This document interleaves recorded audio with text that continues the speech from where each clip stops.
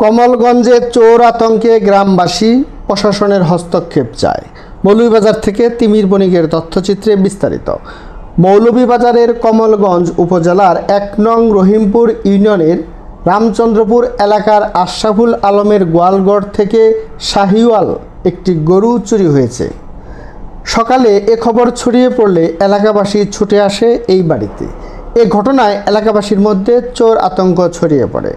অসহায় মানুষের গরু ফিরিয়ে দিতে এবং অবিলম্বে চোর শনাক্ত করে আইনের আওতার মাধ্যমে বিচার প্রার্থনা করেন গ্রামবাসী।